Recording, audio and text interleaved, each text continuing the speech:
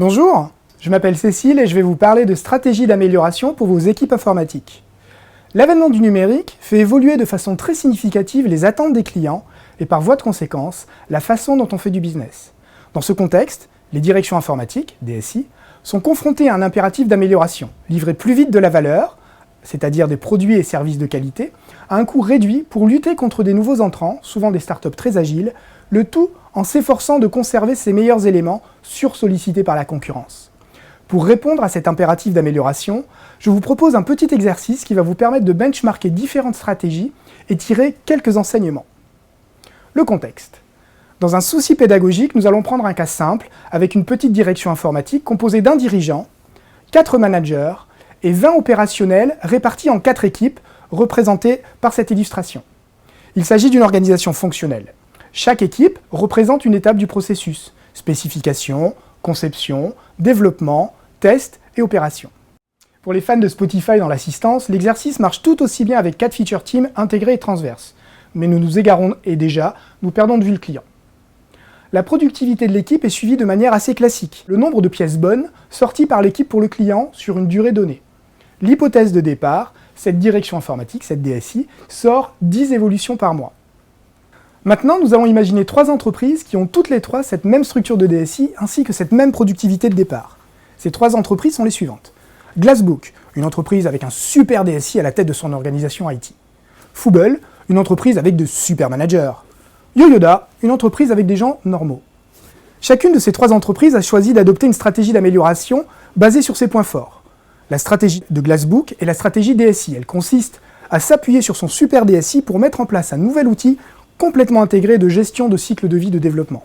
Il va s'appuyer pour cela sur l'éditeur partenaire de son organisation, qui lui garantit une mise en œuvre en 18 mois et 100% d'amélioration de la productivité de l'ensemble de son organisation.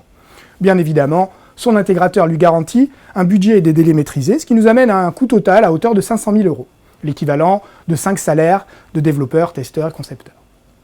La stratégie de Fooble est la stratégie manager. Fooble n'embauche que des PhD de la même université.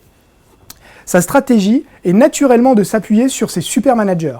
Ils vont ainsi améliorer la productivité de l'ensemble de l'organisation de 5% par trimestre. Chacun, de super managers vraiment, qui coûtent tout de même 20% de plus que des managers standards. La stratégie de Yoyoda est la stratégie Teams. Elle consiste à s'appuyer sur ses équipes d'employés normaux pour que chacun améliore un tout petit peu la performance à hauteur de 0,5% par mois en y consacrant 10% de son temps. 18 mois plus tard, les résultats. Les graphiques suivants montrent les résultats sur l'évolution de la productivité de ces 3 stratégies différentes. Quelques questions pour analyser ces résultats. Selon vous, quelle est la stratégie qui apporte les meilleurs résultats pour le client? Pour quelles raisons? Quelle est la stratégie la plus profitable selon la perspective de l'équipe? Pour quelles raisons? Quelle est la meilleure stratégie selon la perspective de la direction générale? Pour quelles raisons? Je vous donne un indice, le retour sur investissement. Quelle est la stratégie la plus risquée? La moins risquée? Pour quelles raisons? Quelle est la stratégie la plus agile? Pour quelles raisons? Et quelle est la stratégie qui apporte les résultats les plus disruptifs? Pour quelles raisons? La stratégie Lean est celle de Yoyoda. Car le Lean n'est pas une méthode, un ensemble de pratiques et d'outils ou une philosophie. Dans un contexte dans lequel l'amélioration est impérative, le Lean est la stratégie, la plus sûre, la plus efficace, la plus éprouvée, la moins risquée et la plus simple, ce qui ne veut pas dire la plus facile. Mettre l'ensemble de l'organisation au service des équipes afin qu'elles puissent 1. Corriger chaque jour des problèmes opérationnels avec l'approche scientifique, le fameux PDCA, qui permet de valider l'effet de la résolution de problèmes sur la performance opérationnelle. 2. Corriger les problèmes qui les empêchent de réussir dans leur activité. 3. Collaborer pour corriger ensemble les problèmes transverses qui ralentissent le flux de valeur vers le client. 4. Corriger les bons problèmes, alignés avec la stratégie de l'entreprise. Et votre DSI?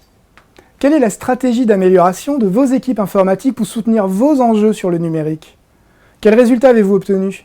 Comment la satisfaction de vos clients a-t-elle évolué? Et celle de vos employés? Quelles sont les prochaines étapes? À très bientôt.